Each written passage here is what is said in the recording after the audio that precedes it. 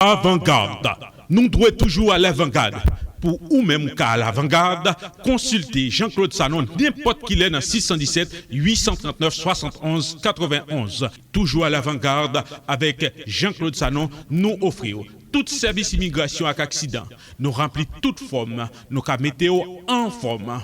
L'aide pour toute occasion ou circonstance. Interprétation médicale légale, qu'un docteur dans l'hôpital, qu'un avocat dans le tribunal, sans compter immigration.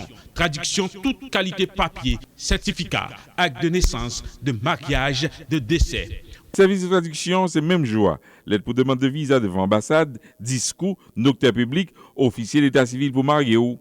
Real estate, vendre à acheter caille, mettre cérémonie pour toute occasion, c'est Jean-Claude Sanon. Non affilié à un bureau avocat en Haïti qui travaille serré à Cachib national et tribunal. Service vite passé vent pour jugement acte de naissance tardive, acte de naissance tenant lieu, acte de décès, acte de divorce. Nous fait divorce tout sans qu'on pas besoin de payer ticket pour l'Haïti. Acte d'adoption, acte de mariage, civil ou religieux, extrait acte de naissance et de mariage, rapido presto, bon bagage sans problème devant immigration reconnu par l'État haïtien. Sans faux pas, consultez Avant-Garde. Jean-Claude Sanon dans 617 839 71 91. Nous opérons seulement sur rendez-vous dans nouveau local, numéro 11 Rexford Street, Mattapan, Mass. Mes amis, mais James, il était étonné pour l'apprendre que tension li gros. Ça qui a fait, il fait tension. Qui donc, il était parlé avec docteur au sujet d'un chemin qui est bon pour santé, pour le baisser tension. Il était suspend fumer, ça qui fait une grosse différence dans le genre qu'elle bat en général. Il diminue quantité de sel tout. Et puis, si vous avez étiquette sous manger qui indique grosse quantité de sel. En plus de ça, il marche 30 minutes, 5 fois par semaine, régulièrement. Tout bagage ça qui est bon pour santé, pas de facile. Même baisser tension, t'es vos efforts si là. Joindre plus d'informations concernant chemin qui est bon pour santé ça. Pour joindre aide pour casser suspend fumer, relais 1-800-784-86 69.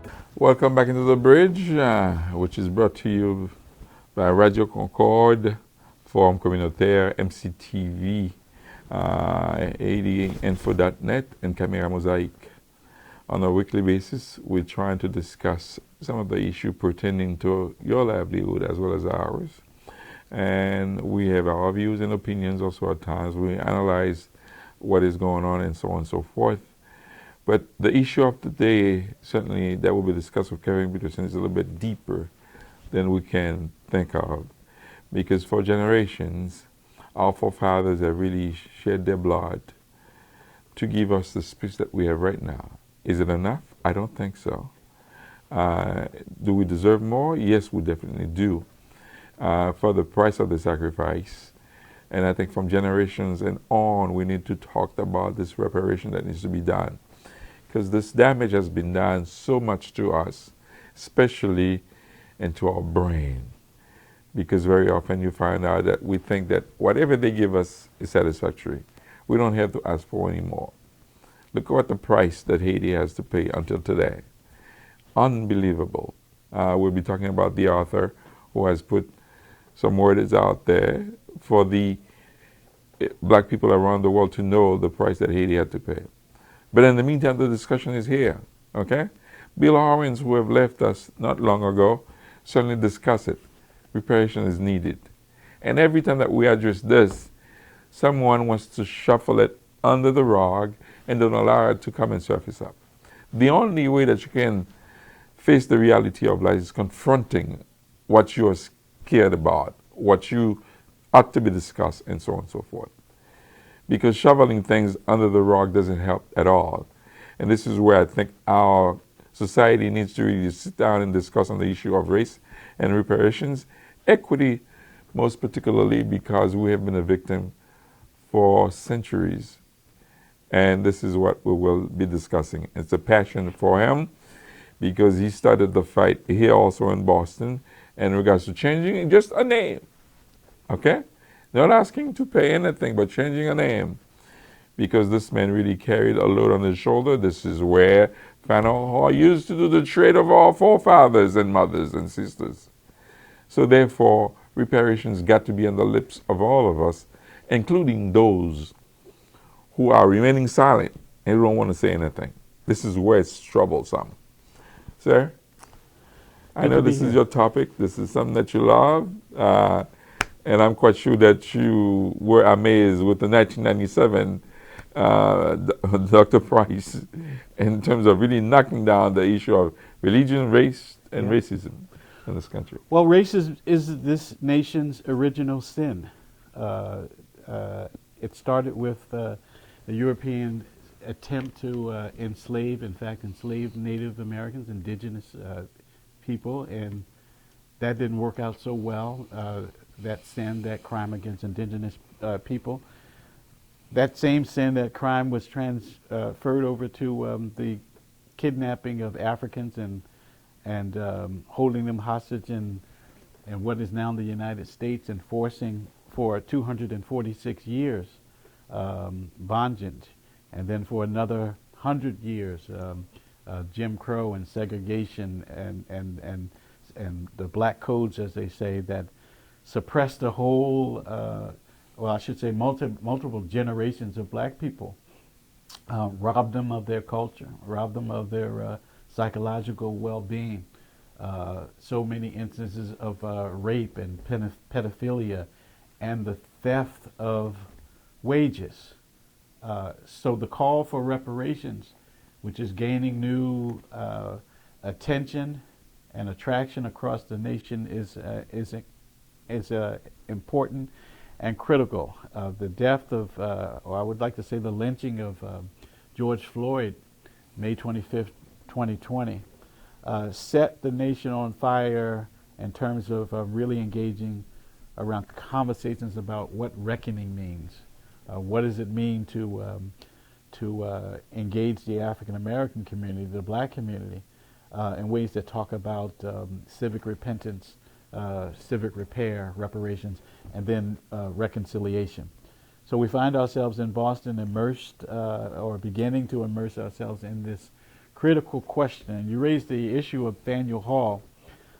It has always been, for us, a metaphor, a way for us to begin to talk in more deep and more robust terms about racial repair or reparations. So when we call for the name of Faneuil Hall, named after Peter Faneuil, who was a slaver, a slave owner, a purveyor of human flesh, a white supremacist, we were and we still seek to highlight structural inequality in Boston. In 1639, the first Africans came into Boston on what was called Noodles Island, which is now in East Boston.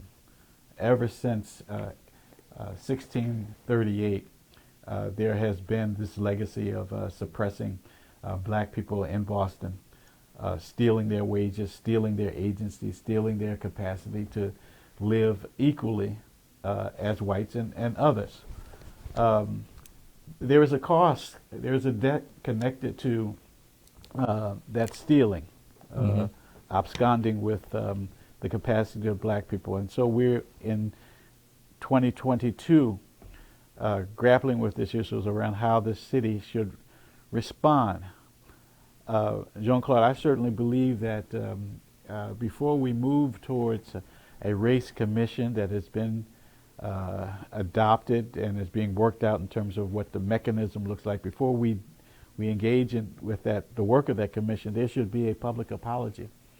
The city of Boston has been complicit in the slave trade. We think just back into the 1800s. We don't have to go into the 1600s, but we think about the 1800s, after the fugitive slave laws were passed. Slaves would, or the enslaved would travel from the South, running away from slavery in the South, into Boston. Well, the mayors and the city councils in Boston at that time abided by the fugitive slave laws and allowed the police officers in this city to capture escaped slaves or search for escaped slaves to send them back into slavery. Boston was complicit in that. So when we talk about moving forward and engaging in conversations about repair, how do you address the issue of theft from black people, I think there needs to be an apology. The city of Boston used its mechanism, its capacities, its police department to support the oppression of black people in this country. And there should be And created for such reasons, too, for the plantation. That's exactly right. And for that, the city needs to apologize. Now, that could come in the form of Mayor Wu simply issuing an apology, or it could come from the Boston City Council. But wherever in the country there has been a significant move towards reparations, the city governments, and we can look at Charleston, South Carolina, we can look at Asheville, North Carolina, we can look at Evanston, Illinois, wherever there's been a significant movement around racial repair, there has been this push for an apology. So I would hope that as this commission gets up and going, we can convince the Boston City Council and the mayor to understand that acknowledging the city's role in perpetuating the oppression of black people in this city historically needs to start with an apology. And that's not a lot to ask. Not a lot to ask. It is not a lot to ask, and we could look further in terms of other reparations that needs to be done. But Kevin, sometimes I think we are fighting in silos, and instead of really coming together and carry on the strong fight. And I think there has been so much abuse being done by the United States, the United Kingdom, France, Portugal, and you name it, in terms of colonizing and extorting. Now, I don't know if you know this, I'll share this with you. When France extorted Haiti, the greatest heist in history, this professor is of African diaspora study of the University of Virginia. Her name is Marlene Dodd. She started with the following: much of the reparations debate has resolved around whether the United States and the United Kingdom should finally compensate some of their citizens for the economic and social costs of slavery that still linger until today. But to her, there's never been a more clear-cut case for reparations than that of Haiti. So that's a model that I think that we need to follow, and black people around the world needs to follow, and see what if we can come to something with this. She said she's a specialist on colonialism and slavery, and what France did to the Haitian people after the Haitian Revolution is particularly notorious example of colonial theft. France instituted slavery on the island in the 17th century, but in the late 18th century, the enslaved population rebelled and eventually declared independence. Yet, someone in the 19th century, the thinking went that the former enslaved of the Haitian people needed to be compensated. That's even worse, rather than the other way around. Okay? Just as the legacy of the slavery in the United States has created a gross economic disparity between black and white Americans, the tax on its freedom that France forced Haiti to pay referred to an indemnity at the time severely damaged the newly independent country's ability to prosper. If black people around the world doesn't understand this concept, something is wrong, and Haiti will never be restored.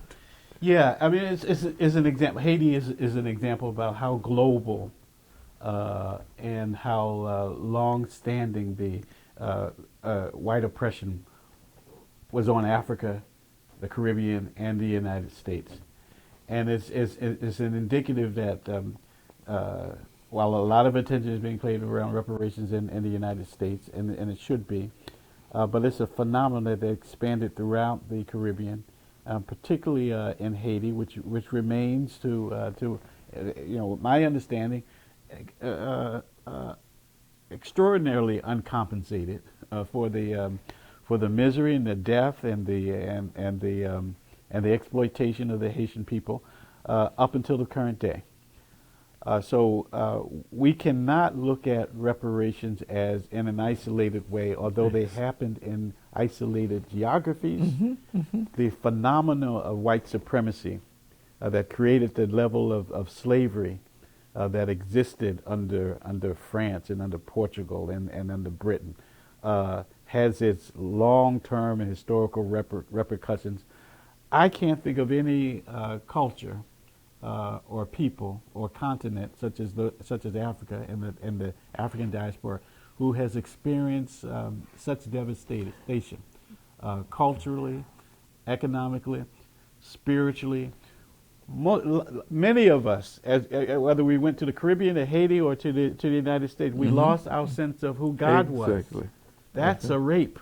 That's an extraordinary form of exploitation and violence perpetrated on people. We lost our culture over generations. That needs to be addressed in Haiti, throughout the Caribbean, in the United States. One of the things that links all black people throughout, from Africa to the Caribbean to the United States, is that unfortunately we have been on the wrong side of this white supremacy that has lasted over centuries. It needs to be addressed. It needs to be echoed, it needs to be addressed. And for those of you who are embarrassed every time that we started with this topic, understand that it's because we cared and we're concerned, because we have an obligations within our generations to really continue with this conversation so that it will someday fall into the right ears and really delivering what we've been seeking for the longest. Yeah. I was listening to a French guy the other day who was having an interview, and he was saying similar thing. It's time that we pay back, because there has been generations of wealth that has been built on the back of these people. What if it's the whiskey company? What if this and this and this and that? And he said, I could name list and list of folks who have been enriched by slavery that needs to do something about it and repay. You can't be talking about freedom and liberty and everything else like that in a country, whereas you have done damages to folks, and today you are telling them, you can't cross the border. You can't come here as an immigrant anymore. You can't take the boat and arrive at. And in the meantime, you are continuing your patronizing groups of people out of these countries to really destroy or do the work on your behalf to destroy these folks. What if it's in Africa? What if it's the West Indies? And I think black around the world needs to have a wake-up call. That's right. And fight this. And fight it. And that's an important thing. We need to fight. Other groups have fought for reparations that's due to them. We know the example of the Inuit Indians or indigenous Inuit tribe in Canada push against how the Canadians had oppressed them. They received reparations. We of course know about the Jewish community in Europe and their oppression by Hitler's Germany. Reparations came to Jews individually in the Jewish diaspora, but also to the state of Israel. It was paid. And when you are doing the comparison, yes, our debt is way overdue. Way overdue. Yeah. And I think even those that who have gotten a chance to get some reparations needs to get into the fight together with us also, because the struggle of one human being is the struggle of all other human beings. Yeah, shouldn't the Jews join the black community in this push? There's no comparison in terms of the devastation of slavery that came out of Europe and was perpetrated by the sons and daughters of Africa. There's no comparisons. The Jews, for example, we sympathize with their pain and their experience during World War II, but that oppression occurred within the course of a decade or 7 years. That cannot be compared to 300 years of systematic oppression upon Africans across the globe. It can't be compared. So I think that it's important that black people take the lead. Must around the push. It's a must, because let me tell you, I don't know if he's a rabbi, but there's a Jew who was recently speaking on behalf of black people on this planet Earth need to realize that we are the child of the King. Mm-hmm. Although they want to turn us to be a slave right now, but it's time for us to rise. Yeah. And the occasion and the timing is now. And if we allowed another generations not to really partake into this, to bring about such a change, I think it's. Here's the trigger for me. It's about the next generation. How do we establish a new reality for the sons and daughters, our grandchildren, our great grandchildren, in terms of their ability to live on this earth as citizens who are equal to others. And if black people, black leadership, does not invest itself at the risk of life, at the risk of embarrassment, if we don't invest ourselves in this, then shame on us. We failed the next generation. Yes. People laugh at me, Right. Jean-Claude, for standing in chains in front of Faneuil Hall. I was there. I remember that. And yeah. they ridicule me and they laugh. Some of them laugh, but you understood what we were doing, and a lot of other people understand. It's really about addressing the issues, confronting the so-called powers that be, so that we achieve justice. Reparations is the most important issue that black people can be engaged in. And they must have also laughed with your hunger strike also as well, because Mayor Walsh laughed at me, yes. We remember that. Right. Yeah. And I don't seek to sort of highlight myself or bring attention to myself in any kind of vain way. I think it's important, as you have stood out in front of Faneuil Hall, we've stood in small numbers, and sometimes the larger community doesn't understand. well, they need the voice to speak on their behalf. Yeah. Hopefully, they could join in, because Yeah. this is where the fight really becomes Yeah. commensable. But however, right, So we'll continue to do that. We should not have the name of a slave owner adorn a public building. Yeah. There would be you would agree with this immediately. There would be no such thing as a Hitler Hall in Boston, never, or never, a Mussolini Hall, never. or Pol But that's Pot Hall. because the Jewish nations really understood the meaning of coming together, in terms of really, fighting this with all their hearts and soul. And that's what we are missing, and we need to establish that. Because the struggle of Kevin is also my struggle. Whenever, look what happened recently in New Jersey, and it really brings back the whole scenario of the guy who ignited this whole movement when the knee was on his neck. Kaepernick. George Floyd. George Floyd. So the young kid that was, I don't know what if you've seen this, in New Jersey in a mall. Yes, the two young kids fighting. Yeah. And one of them, I don't know if he was white, but the other one was black. But unfortunately, who did the police officer goes after? It's a shame for the whole entire city. And it's a shame on the shoulder of the governor, and so on and so forth. So every time that these things are happening and we are remaining silent and we're not participating or engaging, it's shame on us. Yeah.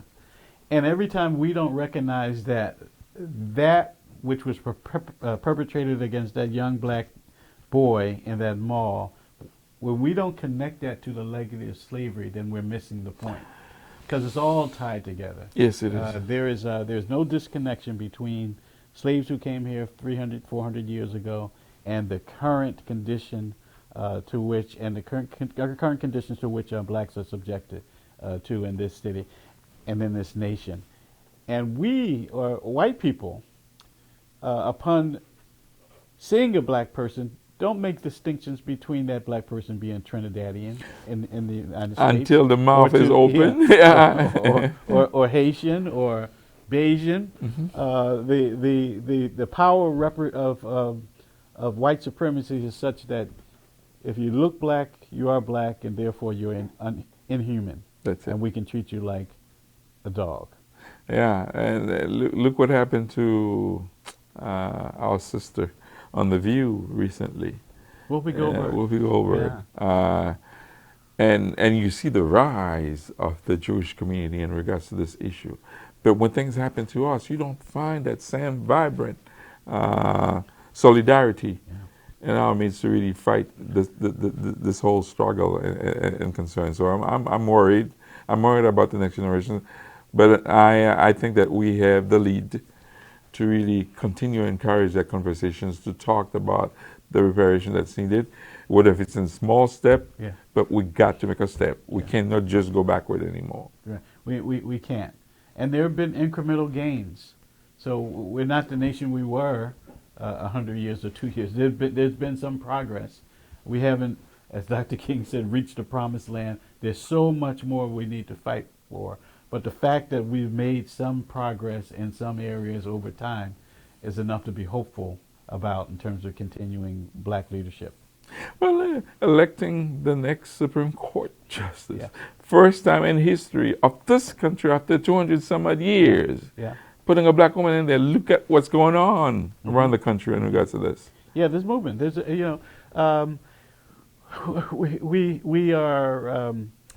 we are blessed in some ways to live in a democracy that allows us to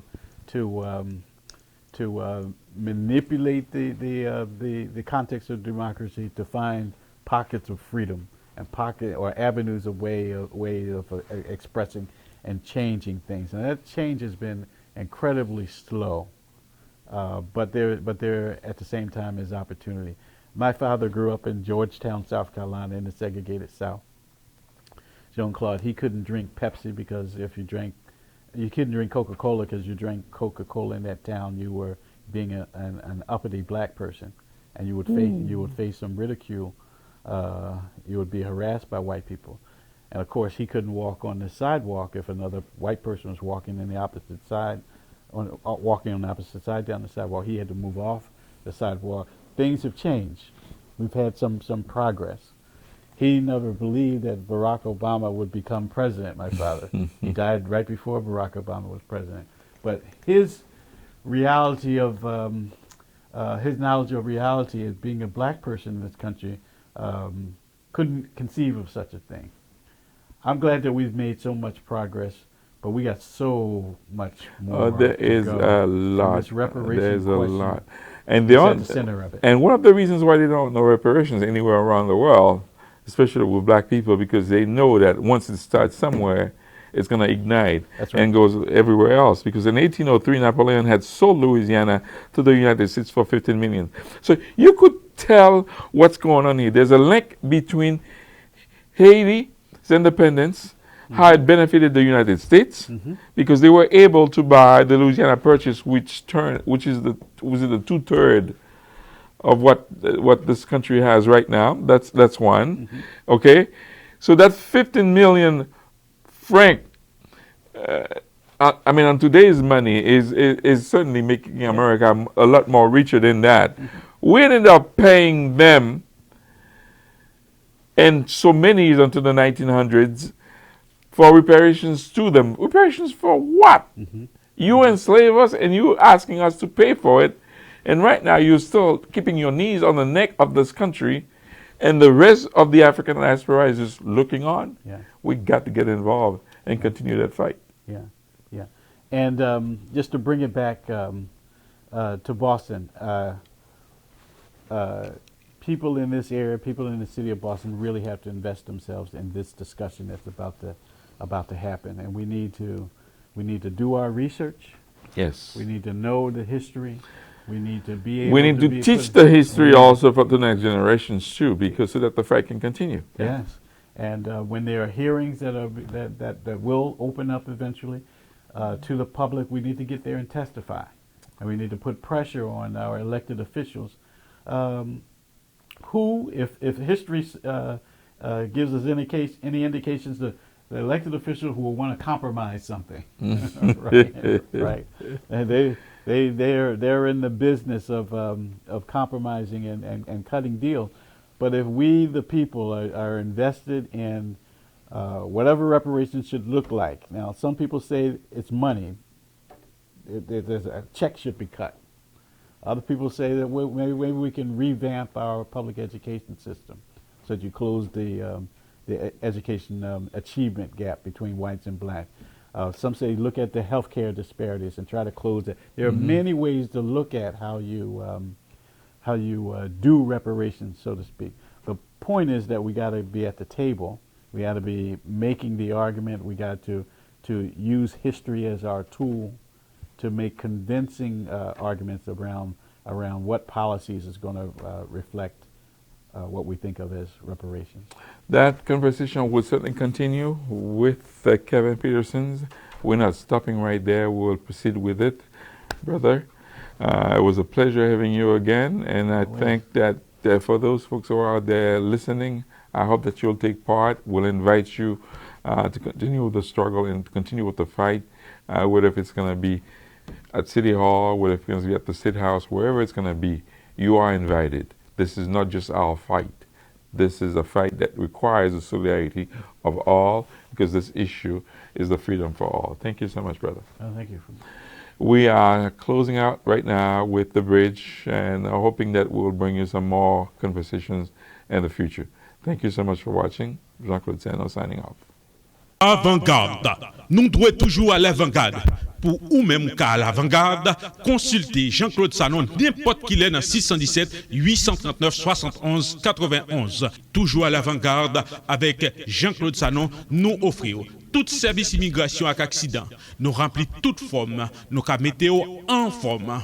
L'aide pour toute occasion ou circonstance, interprétation médicale légale, qu'un docteur dans l'hôpital, qu'un avocat dans le tribunal, sans compter immigration, traduction toute qualité papier, certificat, acte de naissance, de mariage, de décès. Service de traduction, c'est même joie. L'aide pour demande de visa devant ambassade, discours, notaire public, officier d'état civil pour marier ou. Real estate, vendre à acheter caille, mettre cérémonie pour toute occasion, c'est Jean-Claude Sanon, non affilié à un bureau avocat en Haïti qui travaille serré à Archives nationales et tribunal. Service vite passé vent pour jugement acte de naissance tardive, acte de naissance tenant lieu, acte de décès, acte de divorce. Nous fait divorce tout sans qu'on pas besoin de payer ticket pour l'Haïti. Acte d'adoption, acte de mariage, civil ou religieux, extrait acte de naissance et de mariage, rapido presto, bon bagage sans problème devant immigration reconnu par l'État haïtien. Sans faux pas, consultez Avant-Garde. Jean-Claude Sanon dans 617 839 71 91.